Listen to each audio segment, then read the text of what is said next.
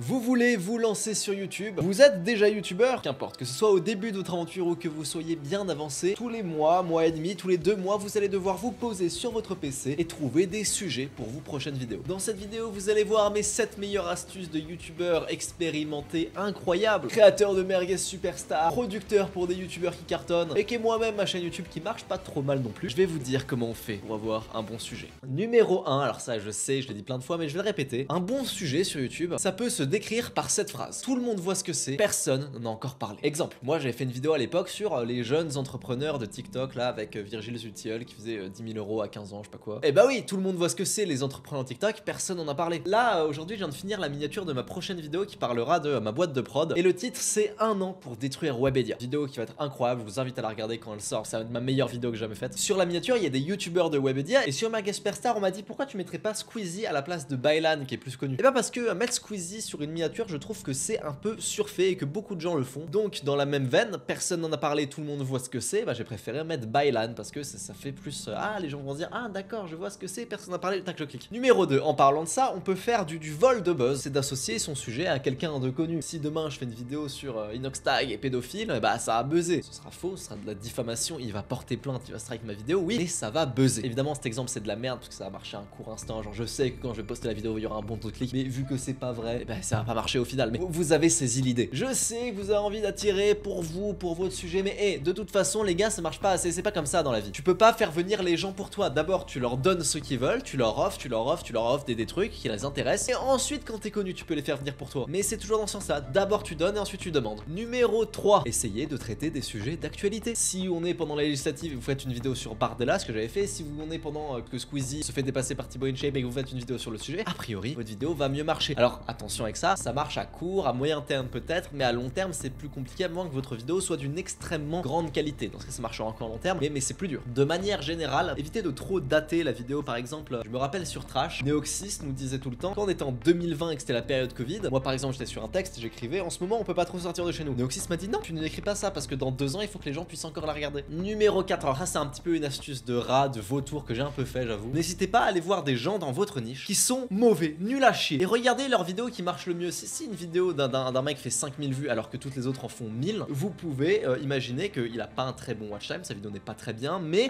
son sujet est meilleur vu qu'il a surperformé. Alors si vous reprenez le même sujet et que vous faites sa vidéo en bien, a priori vous avez un bon sujet. Attention, ça, reprendre des sujets qui marchent bien, c'est comme un marché en fait. Imaginez que pour un certain sujet il y a une offre et il y a aussi une demande. Je suppose aujourd'hui que si je fais une vidéo aujourd'hui où je parle de Squeezie, ça marchera moins bien qu'une vidéo où je parle de Byline parce que bah encore une fois tout le monde voit ce que c'est Byline, personne n'en a encore parlé sur YouTube. Cependant si personne n'avait fait de vidéo sur Squeezie, si l'offre était à 0 et que je faisais une vidéo sur Squeezie, alors là je cartonnerais évidemment. Ce qu'il faut c'est trouver le juste milieu, le sujet où il y a beaucoup de monde qui est intéressé mais il n'y a pas beaucoup de vidéos. S'il y a moyennement du monde qui est intéressé et qu'il y a peu de vidéos, c'est peut-être mieux que si beaucoup de monde est intéressé et qu'il y a beaucoup de vidéos. Numéro 5, encore une fois un peu bâtard mais bon, repérer les bons sujets aux USA. Si un sujet a fait 2 millions de vues aux USA, c'est le moment de le refaire en français tu vois. Attention néanmoins aux différences culturelles, j'ai envie de dire que si aujourd'hui tu veux faire un petit peu du dev perso comme on dit en France et que tu veux recopier un mec comme Hamza que j'ai fait moi, il faut pas recopier bêtement, il faut avoir l'intelligence de se dire que les sujets un peu plus d'Hamza par exemple red pill masculinité, ça marchera beaucoup moins bien sur le public français parce qu'il est moins réceptif à ça. En plus ça peut t'attirer des problèmes, tu peux avoir l'air d'un mascu je sais pas quoi. Si tu veux faire du Hamza en France, il faut reprendre plus le côté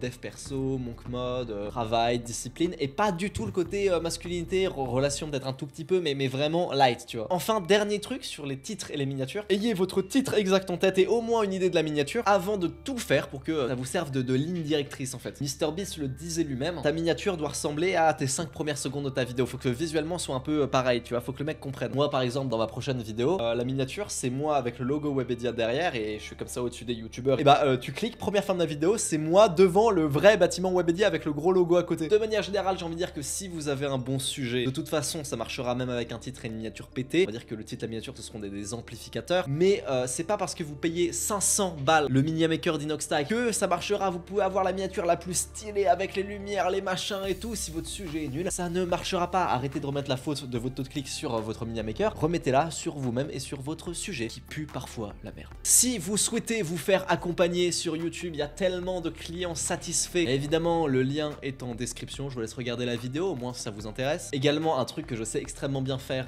vendre des produits, bah, on vous accompagne aussi dans la vente de votre produit à votre audience pour pour que dès vos 10 000 abonnés vous puissiez vivre de votre création de contenu. Pas une promesse en l'air, hein, c'est vraiment vous en vivrez tranquille. Si vous me garantissez 10 000 abonnés, moi je vous garantis que vous faites de la thune. Et vous inquiétez pas, je vous garantis aussi les 10 000 abonnés, donc c'est cool. Allez, je vous laisse, bande de nuke.